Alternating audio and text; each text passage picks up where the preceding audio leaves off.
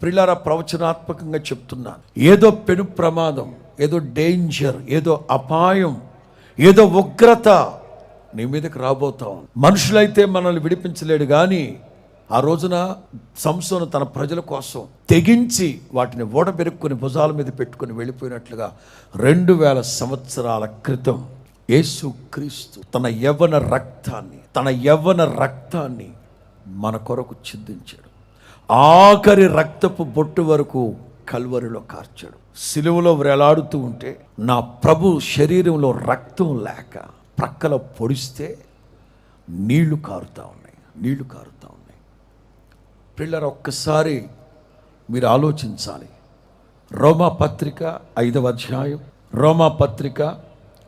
5వ అధ్యాయం 6వ వాక్యం. ఏలయనగా మనం ఇంకా పాపులమై ఉండగానే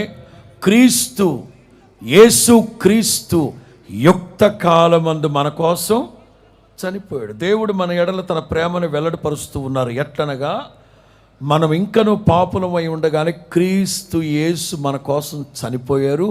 యేసు రక్తం మన పాపము నుండి పవిత్రులుగా మారుస్తుంది. ఇప్పుడు నీతిమంతులుగా మార్చి రాబోవు ఉగ్రతలో నుంచి మనల్ని తప్పించునుగాక. స్తోత్రం చెప్పండి గట్టిగా. యేసు క్రీస్తు కల్వరి కొండ మీద, గొల్గతా కొండ మీద, శపించబడిన సిలువ మ్రాను మీద మేకులతో బంధించబడిన వాడై మాంసపు ముద్దగా, రక్తపు ముద్దగా, తల్ల ముండ్ల కిరీటధారి అయి రక్తం ఏరులై పారుతూ ఉండగా నీకోసమే నిన్ను అపాయం నుంచి విడిపించాలని, ఉగ్రతలో నుంచి నిన్ను విడిపించాలని ఆయన భుజాల మీద భారమైన సిలువను మోసుకుంటూ వెళ్ళాడు. నా దేవుని ప్రియులారా, గురువారం రాత్రి గెత్సెమనే తోటలో నా ప్రభువుని పట్టుకున్నారు. ఆ రాత్రంతా నా ప్రభుతో చెలగాటమాడారు. ఉదయాన్నే కొరడా దెబ్బలతో కొట్టారు, చుబుకులతో కొట్టారు, వీపంతా చాలుగా దున్నేశారు నా ప్రభువుని. అప్పటికే సగం చచ్చిపోయాడు ప్రభు.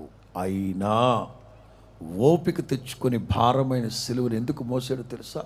నీ జీవితంలో ఉన్న శాపాన్ని కొట్టివేయడానికి, నీ జీవితాన్ని ఆశీర్వాదకరంగా మార్చడానికి ఆ శపించబడిన మ్రాను ఆయన భుజం మీదకి ఎత్తుకున్నాడు. నిశ్చయముగా నా భుజం మీద దాన్ని శిక్ష ఎవరికి? వాస్తవంగా శిక్ష మనది, వాస్తవంగా ఆ అపరాధం మనది. కానీ మనల్ని ప్రక్కకు పెట్టి నా ప్రభువే బలియాగంగా మార్చబడ్డాడు. నా దేవుని ప్రియులారా, నా ప్రభు గొల్గతా కొండ మీద నీ కోసం ఎర్ర టెండలో మలమల మాడిపోతూ 6 గంటల సేపు వేలాడాడు. ఎందుకో తెలుసా? ఆయన కల్వరి ప్రేమ చేత నిన్ను బంధించాలని, ఆయన కల్వరి త్యాగము చేత నీలో అంకిత భావం కలుగు చేయడానికి. ఒకవేళ నువ్వు తప్పిపోయి దూరంగా వెళ్ళిపోతున్నామో, పదే నా ప్రభు ప్రేమ చేతులు చాపి నిన్ను పిలుస్తూ ఉంది. ఆయన కవిగిట్లోకి నీవు వచ్చావా, నా ప్రభు నిన్ను భుజం మీదకి ఎట్టుకుంటాడు. స్తోత్రం చెప్పండి గట్టిగా.